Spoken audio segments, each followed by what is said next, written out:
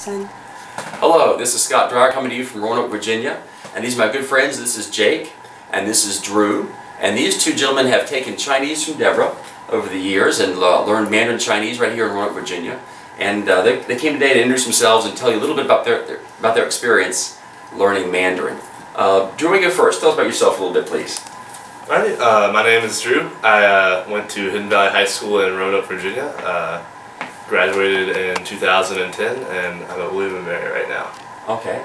And why did you want to learn Chinese? Where did that come from? Well, actually, for me, it was just kind of like a spur of the moment thing. Is something I was like, yeah, you know, that'd be something that'd be really cool to know.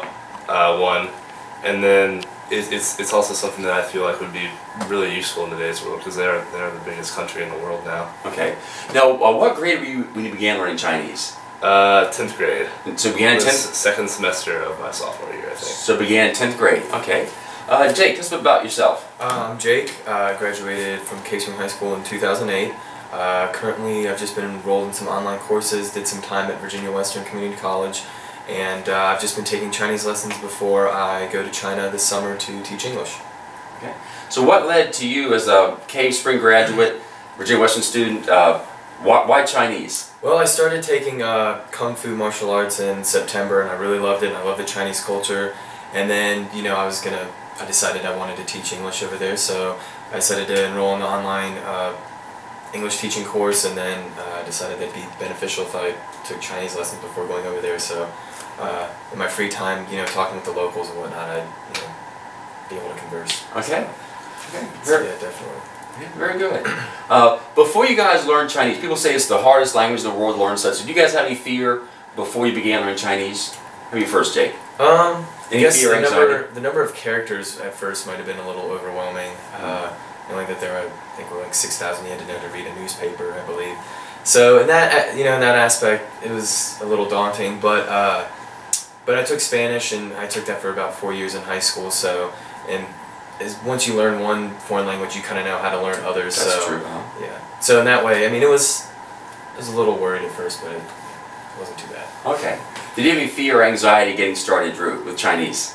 Well, I was kind of the same way as Jake here, and it's just a lot of people, just all the characters and stuff, they just come at you. Mm-hmm. But really, once you kind of get in and get your feet wet and get over, I was scared the first day.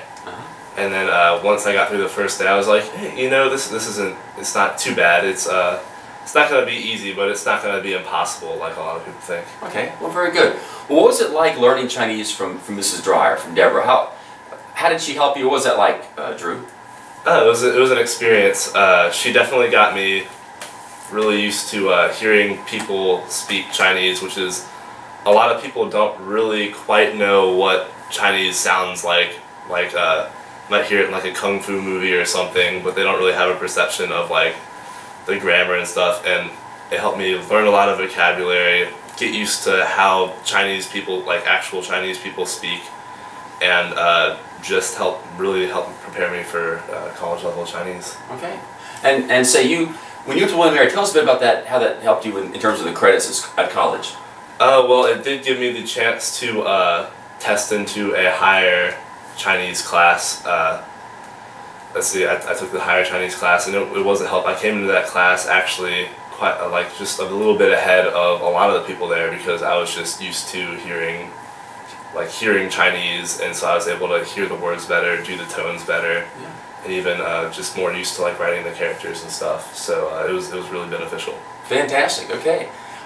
Jake, tell us, what was it like learning Chinese from Mrs. Dreyer? Well, when I first decided I wanted to start taking Chinese lessons, I played with the fact that I could either get Rosetta Stone and have learn that way, or which I prefer is looking for an organic teacher that you can have one-on-one time with, and that can speak it in front of you and things of that nature.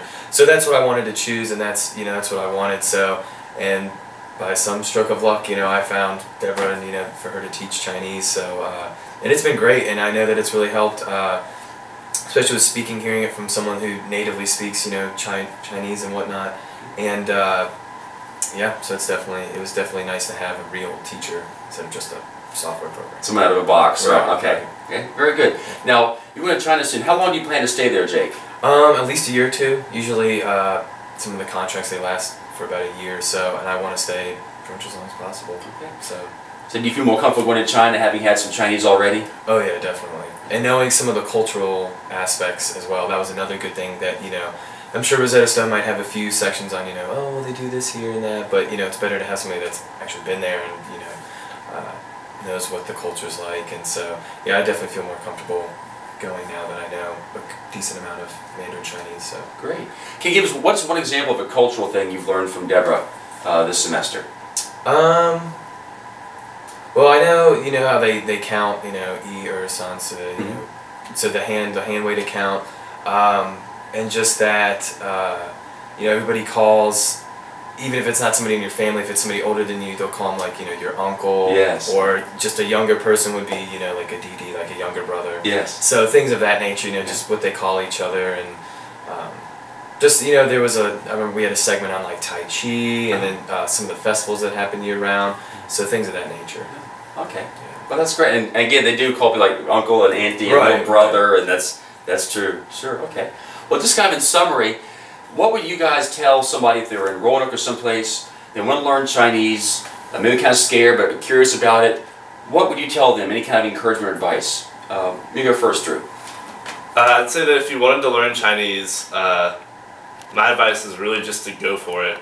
It's not something where you can just kind of like sit and maybe dabble a little bit at home and get good results. You really have to go after it and just learn Chinese, and it's not as bad as you might think it is, I promise. Okay, great. How about yourself, Jake? Yeah, I agree. To reiterate, just practice as well. I mean, it's it's not the most difficult language. It's not necessarily very easy. So practice makes perfect or near perfect, and yeah, take it from Deborah. She's a great teacher. Okay. Well, thanks, guys. Really appreciate your time today. Thank you. Thanks no much. problem. And so if you learn Chinese, contact Deborah Dreyer in Roanoke, Virginia. Thank you very much.